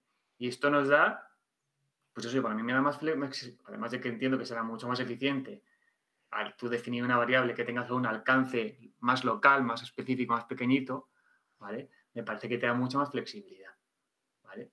Más que es una restricción, cuando lo ligabais un poco con TypeScript, es cierto que en cierto modo puede considerarse así, pero yo lo veo más como me da más poder a la hora de, es como me da piezas de Lego más pequeñitas.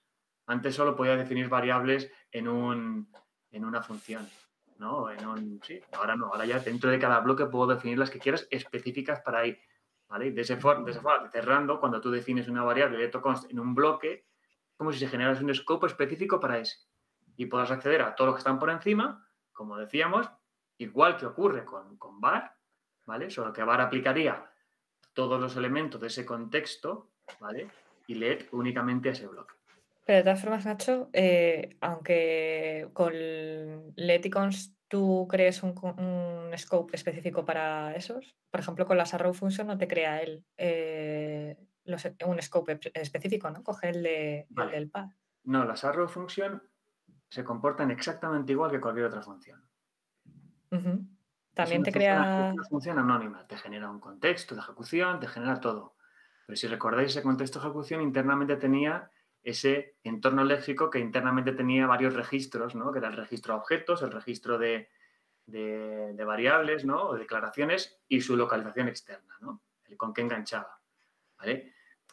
Vosotros, si generáis una arrow function, vais a poder declarar un scope propio en esa arrow function y vais a poder acceder a lo de fuera, y desde fuera no vais a poder acceder dentro. Genera también un contexto de ejecución, ¿vale? Ahí ya, esto no lo he mirado con detalle, pero aplicando la lógica, que eso hablamos el otro día, Jesús y yo, además, en la mesa del curro, entiendo que lo que está pasando es que las arrow function no implementan en ese entorno léxico el registro asociado a los objetos, ¿vale? Y el registro asociado a los objetos que te guarda this, que lo vimos, ¿no? Y te guarda el objeto global. En un contexto global, en un contexto local, el objeto global que se guarda ahí es el arguments, que son los argumentos con los que se llama la función, y en un scope global es el objeto global.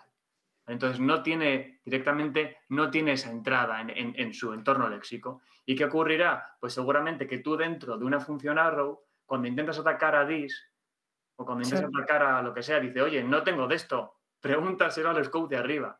Por eso no se aplican las reglas que dijimos de que una función depende de cómo es llamada, o sea, el valor de this depende de cómo es llamada, menos en los arrow function, que lo pasan por el forro y dicen, no, yo lo que diga mi padre, básicamente. Pero yo creo que funciona así. Yo creo que directamente se basa en el scope chain para ir saltando hacia arriba. Del mismo modo, entiendo que cuando tú estás dentro de una función puedes atacar a window punto. ¿Cómo es posible? Si una función, el objeto global que está en ese entorno léxico es arguments, pues entiendo por lo mismo. No lo encuentra, pregunta arriba hasta que llega al scope global y le dice que se traiga window, ¿no? Pues lo mismo ocurrirá con this dentro de una función flecha. Pero Vamos se a genera ver primero que... el texto de ejecución, ¿vale? O sea, no hay nada distinto. Es una función anónima que se ejecuta y eso. Perdón. Vale. Nada. José.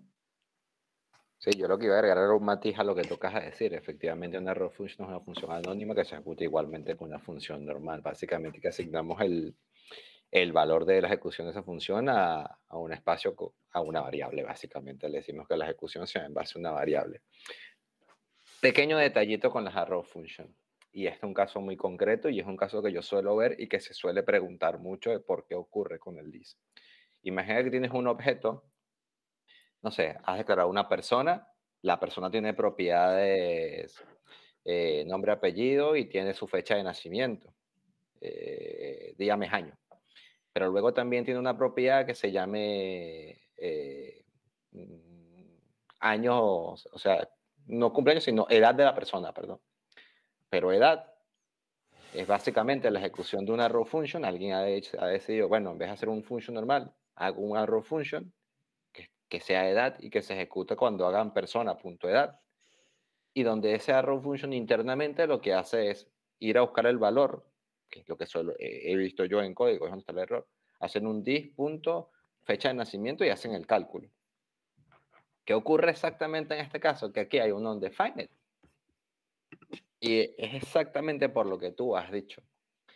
El arrow function está intentando acceder a ese dis, dice, yo no tengo eso. Y no es porque él no pueda acceder al valor del objeto, es porque el dis no está disponible para él en ese instante. En ese ámbito en el que está, no está disponible. Entonces, claro, es donde la gente suele decir, ¿para qué me vale esto si tengo que hacer un persona.edad para poder referirme al objeto o usar un function normal? Creo que por ahí preguntaron que si era solo azúcar sintáctico el arrow function. A mi parecer, y el cómo funciona, yo diría que no, o sea, pero es el único matiz que te daría en base a lo que tú has dicho. Y es un ejemplo claro de lo que suele ocurrir básicamente esto.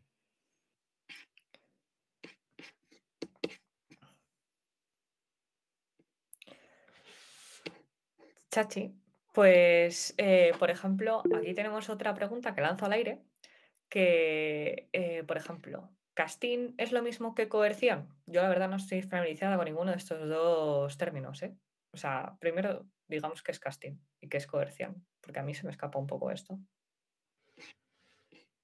¿Jesús? O no sé si ibas a decir... Sí, no, yo no iba a hablar de esto, iba a hablar de lo anterior, que no sé si lo habéis comentado porque le he dado tarde. Que el tema de, como habéis dicho, que el arrow function es más que syntactic sugar. A ver, es que hay ciertas cosas que no te permiten hacer con arrow functions que sí las funciones te permiten hacer. Por ejemplo, a la hora de extender una clase, no sé si lo habéis dicho, tú no puedes extender una clase a una función que esté en una variable con una arrow, declarada como una arrow function. No te lo permite, ¿vale? Por el tema del dis, precisamente, porque no tiene ese contexto que crea, que es lo que explicó Nacho el otro día. Y también otra cosa que no tiene es el parámetro arguments como tal. O sea, que decir, tú haces una función, una arrow function y tú no puedes pasarle el parámetro arguments como haría con una función normal y que le lleguen argumentos. De hecho, te llegan define, quiero recordar, si utilizas eso en arrow functions. Entonces, hay ciertas diferencias y no es simplemente una forma de escribirlo más fácil, por decirlo así, sino que yo diría que es otro paradigma de realizar funciones diferente a las funciones normales, ¿vale? En el momento en que cambia el tema del dis y ya te lo coge de superior será porque lo conforma de otra forma distinta y tiene ciertas limitaciones a la hora de hacer otras cosas relacionadas con este. Y referencia al cast y a la coerción, yo aquí no puedo hablar mucho, yo sé más o menos lo que es de oidillas, pero prefiero que alguien que domine bien el tema nos diga... Yo no sé lo que es, ¿eh? O sea, yo he visto ahí la pregunta, la he lanzado. El cast es convertir, digamos, un tipo de dato a otro. Por Eso decirlo, es un sí, tipo pero ¿vale? coerción. y la coerción más o menos, hasta donde yo tengo entendido, es la unión, por decirlo así, de dos tipos de datos y creación en uno. Por ejemplo, si tú coges una cadena y la sumas un número en JavaScript, ¿qué tipo de dato te daría? Porque estás sumando dos tipos, estás sumando un tipo en cadena y un tipo entero. Pues es forzar a la conversión de uno de ellos dos para darte un tipo, porque si tienes dos tipos distintos a sumarlo, tienes que quedarte con uno. Entonces creo que si sumas una cadena a un entero, te da una cadena, y creo que si sumas un entero a una cadena, te da non-autonumeric. No lo sé. Eso tendría que mirarlo. O sea, el orden Vale, de los factores... vamos a dar paso a Nacho, que Claro. yo creo que él nos va a sacar de todas las dudas. No te creas, yo la verdad es que no he profundizado casi nada en el tema de la coerción y fíjate que me parece súper interesante. Un día le daré ahí cera. Pero básicamente esto surgió también esta pregunta, no sé si os acordáis, que hubo un momento en el curso en el que hablábamos de los objetos grapper. Y digamos que los objetos grapper eran funciones constructoras que te generaban un objeto que en su prototipo tenían, o sea, en el prototipo de la función constructora pues manejaban los tipos primitivos, ¿no? String y demás. Y decíamos que esas funciones constructoras que te generan los objetos grapper también se podían invocar sin el operador new y entonces se comportaban como funciones normales, que lo que hacían era un casting, ¿no? Que básicamente el casting, se hablaba siempre, era pues, una conversión de datos, ¿no? Yo me llega hago un number y le paso un string con un 5, él me va a devolver un 5, pero de tipo primitivo number, ¿no? Entonces algún compañero habló, me suena que en el chat, ¿no? Eso es lo que es coerción, ¿no? Y es un poco donde surgió la duda, ¿no? Y investigando un poquito, para ver las diferencias, ambos conceptos son conversiones, ¿vale? Estás convirtiendo un dato a otro. Pero la diferencia entre coerción y casting es que uno es implícito y otro es explícito, ¿vale? Es decir, el casting es manual. Tú directamente fuerzas esa conversión mediante la llamada, en caso de JavaScript, a las funciones grapper, ¿no? A las funciones de los objetos grapper, ¿vale? Y la coerción se hace automáticamente a la hora de, por ejemplo, concatenar o operar con varios objetos o varios variables de tipo distinto, varios tipos distintos, ¿no? Entonces, entiendo que la coerción hace una conversión automática en base a algo que todavía no he investigado, ¿vale? No sé si lo hablamos el otro día, no sé si hay una prioridad y demás, pero básicamente la diferencia entre coerción y casting es que es lo mismo, son conversiones, solo que uno se hace automáticamente y el otro se hace manualmente.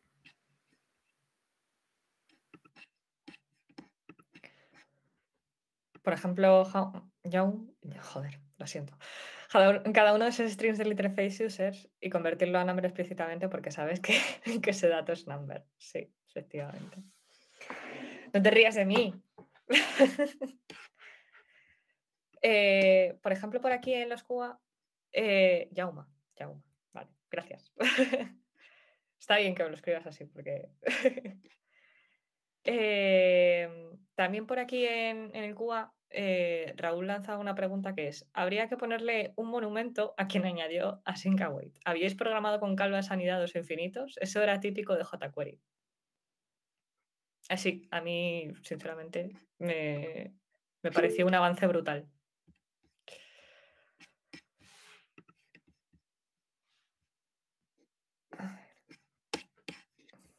José, dale. Vale, para los 15 minutos que quedan, sí, hay que darle un monumento enorme al que empezó con no solamente el que hizo el que se le ocurrió hacer async await, sino el que se quiso llevar la ejecución de los callbacks, que eran infernales cuando tenía los callback hell al infinito y más allá, a por lo menos los den y los catch encadenados que ya le dan muchísima esencia. Bueno, ya async await es la maravilla de la maravilla a nivel visual.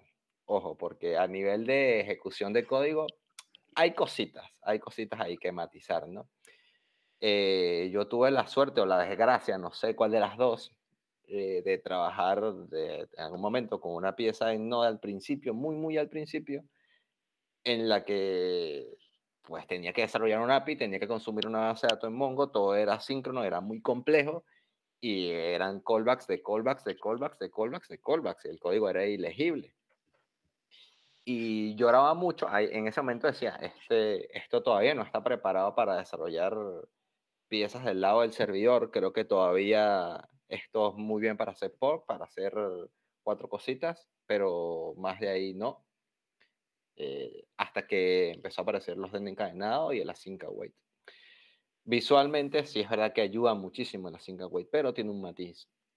Cada vez que tú haces una await, tú estás parando el hilo de ejecución de Node, le estás diciendo detente hasta que se ejecute la sentencia, obtengas el valor y pases a la siguiente. Esto es bueno y malo. Es bueno porque nos permite manejar esos procesos asíncronos como si fueran procesos síncronos y obtener valor y hacerlo de manera secuencial, pero le quitamos mucho poder a Node. Lo bueno de Node y de JavaScript, sobre todo en este nivel, es la ejecución de procesos asíncronos al mismo momento.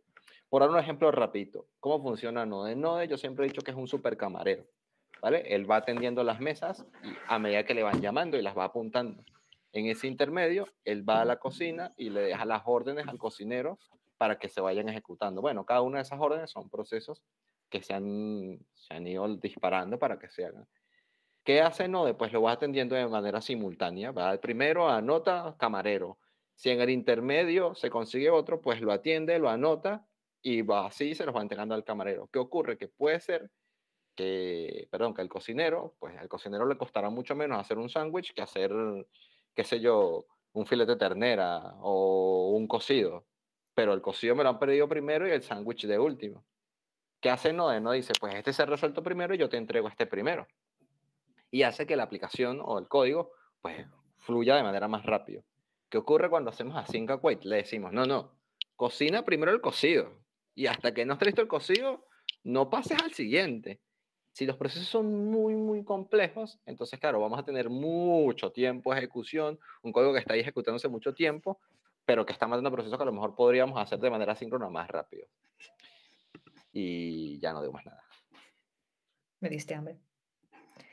Jesús. Sí, yo con tanto cocido ya no sabía qué iba a decir. No, lo que iba a decir es que, bueno, al fin y al cabo el tema de la Async Await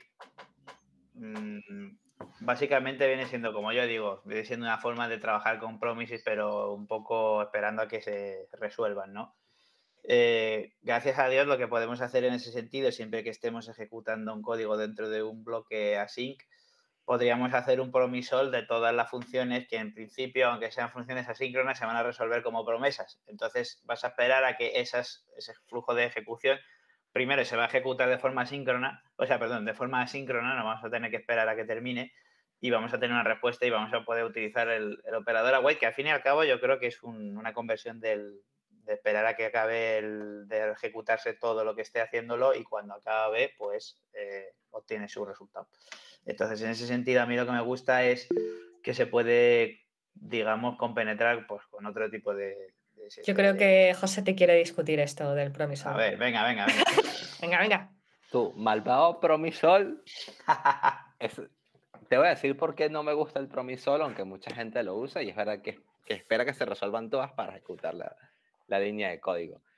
Que el promisol, si tú tienes 99 llamadas asíncronas, si haces 100 llamadas asíncronas y no se resuelven las 100 bien, sino que se resuelven 99 y una mal, has perdido 99 llamadas asíncronas. Eso es lo que odio del promisol. Yo prefiero el all setted. El all setted sí que puedes capturar de manera individual las respuestas o la resolución de cada una de esas promesas y gestionarlo. Con el promisol es que es muy triste que tú hagas, no sé, por alguna razón has tenido que hacer 20 llamadas a APIs diferentes para construir tu información o has tenido que consultar múltiples llamadas a base de datos o procesos asíncronos y los vas armando y él va resolviendo. Pero la última ha habido un pico de bajada de la latencia en la red y te la ha tirado. Pues has perdido segundos de ejecución por culpa del promisol. Por eso, cada vez que lo veo, lo tiro para atrás y intento hacerlo de otra manera. Te doy la razón, algo que me lo has contestado, pero te doy la razón y además te digo que me encontrado con ese problema y al final lo que acabo haciendo en vez de los setters son colas de ejecución y cuando se resuelven, si falla alguna, desestimo esa y sigo con pero a medida que se van resolviendo, las voy apilando en el array de resueltos y luego ya devuelvo y controlo yo eso. Pero tienes razón que el Promisol ocurre era un ejemplo para ver cómo se pueden integrar distintas piezas que te ofrece a día de hoy el tema de las promesas. Y entiendo que también es compatible, que yo no trabajo tanto con los observables de Angular, y entiendo que lo bueno es eso, que en realidad espera que un den, bueno, que se resuelva un den, y cuando acabe, pues acabó y asunto arreglado. Pero sí, estoy de acuerdo, toda la razón. ¿Y qué es eso de que comentáis por el chat de All Settle? El all settled es el Promisol, pero en el que tú sí puedes capturar cuál es la ejecución de manera individual de cada promesa. Entonces eso te permite saber realmente cuál es la que ha fallado y poder tratarla sin tener que perder todas las que se han ejecutado de manera exitosa. Bueno, pues vamos a ir terminando esto y para terminar, pues dejo por aquí la pregunta que estábamos lanzando antes, que era ¿qué tipo de dato devuelve la siguiente instrucción y por qué? Y si alguno tiene la respuesta, pues que lo diga, que se abra debate. Nacho la tiene. Estás silenciado. No quiero dar la respuesta, sino también aprovechar que sea qué tipo de dato y ya de paso, pues qué propiedades tendría ese dato, ¿no? ¿Alguno se anima?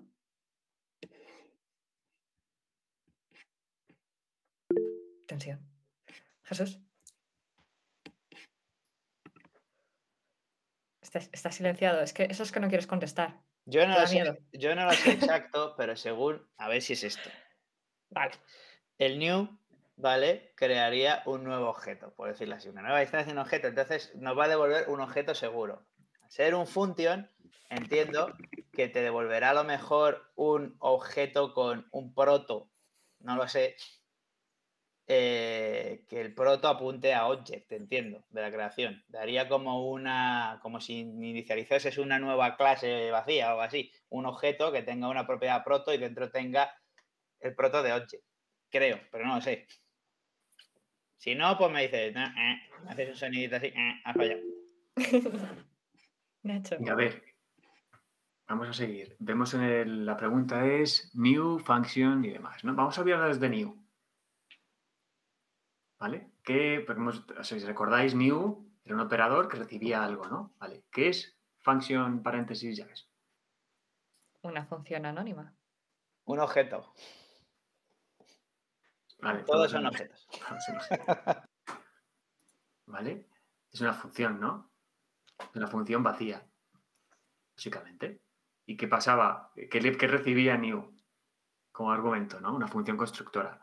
Lo que pasa es que nosotros las funciones les solíamos poner un nombre, un nombre en mayúsculas, ¿no? En este caso, tienes una función anónima, ¿vale? Entonces, esa función anónima, si en sus llavecitas hubiésemos puesto this.name igual John, pues ya para continuar, hubiese generado un objeto vacío relacionado con esa función que tendría la propiedad name. O sea, function sería nuestro unicornio. Entonces, básicamente, lo que genera esto es un objeto normal, que su propiedad proto apunta al prototype de su función constructora. ¿Cuál es su función constructora? Esta función que acabamos de declarar. ¿Y qué tiene su prototype? Nada, es un objeto vacío. Entonces sí, la respuesta es un objeto, claro. Pero el tema es que anda que no veces que a mí me parece un poco trampa, ¿no? Esto es como el tipo de falso amigo, new function, ¿no? Parece que te va a crear una función. ¿Ha quedado claro esto más o menos? Es lo que había dicho, ¿no? Sí.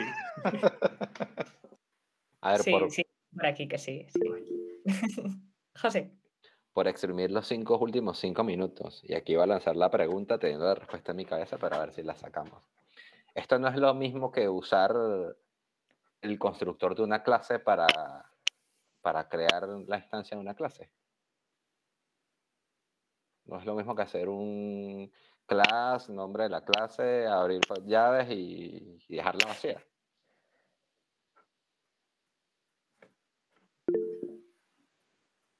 Yo creo que cuando te pones class, básicamente sería lo mismo que declarar una función sin el new, ¿no? Es decir,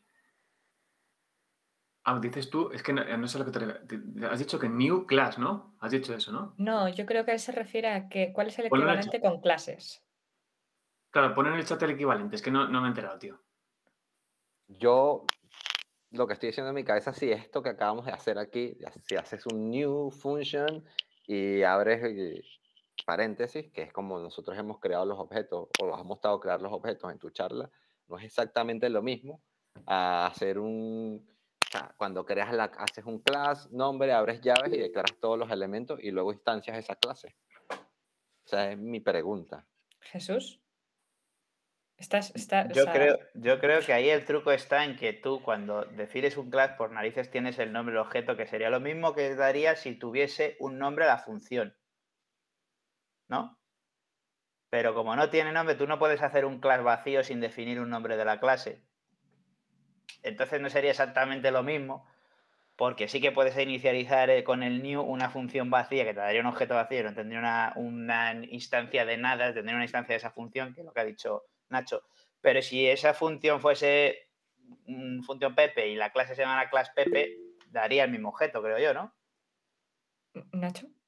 Claro, o sea, para esto que ya se empieza a convertir mucho en plan rollo trabalenguas, ¿no? Y el class en new tal cual es entender que realmente lo que hablamos, que class, ahí eso sí que es azúcar sintáctico, ¿no?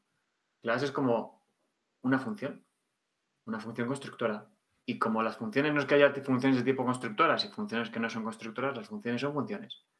Y se convierten en funciones constructoras cuando nosotros queremos que creen un objeto después de un new, antes de un new. Y yo tengo una pregunta, Nacho. Y si haces esto del new function, la función tal, ¿cómo accedes después? O sea, si eso se mete, por ejemplo, en el window, ¿cómo accedes después a ese objeto? Porque no tiene nombre, ¿no? ¿O sí tiene nombre? Claro, eso en cierto modo creo que no lo hemos asignado a ningún lugar. Si hubiésemos Claro, puesto antes exacto. un var, lo que sea, igual, O sea, function, ¿se te entonces sí queda que ahí fantasmita consumiendo memoria y forever? ¿O No, entiendo que el recolector de basura, en el caso de que haya generado algo, el recolector de basura pasa cada X tiempo y busca aquellos objetos o aquella información que no tiene ninguna referencia, ninguna variable asociada, ¿no? Eso. Entonces, entiendo que esto, en el momento en el que pase, pues dirá, oye, que no hay ninguna, se lo carga, efectivamente. Vale, ahí yo creo que, esto no sé si funciona, ¿no? Pero si lo enrollamos entre paréntesis, entiendo que ya sí podríamos aplicarle después la propiedad, ¿no? Podríamos hacer paréntesis, creo, ¿eh? No, o sea, a lo mejor estoy liándola, ¿no? Pero paréntesis, new function, cierro paréntesis, punto, guión, proto, por ejemplo, ¿no? Total. Yo creo que los desarrolladores somos buenos si les donamos comida así a los recolectores. Vale. Bueno, pues estamos llegando un poco al final del debate. Yo creo que vamos a pararlo aquí. Simplemente recordaros que el día 2 de noviembre tenemos el siguiente kit, o sea, el siguiente episodio de este kit que la da Jesús. Que todavía no tenemos enlace de Eventbrite, pero que lo pasaremos por el canal de Sefront. Y que bueno, que muchísimas gracias a todos por venir, que nos hemos unido aquí 20 personas prepuente, a mí eso me parece un éxito. y que nos vemos en el siguiente debate. A hablar de JS. Pues sí, y disfrutar del día de descanso de mañana, que no lo merecemos. ¡Hala! Un momento, los que decían de los que no estén en el canal, supongo que podrán verlo en el propio Eventbrite, saldrá publicado el evento.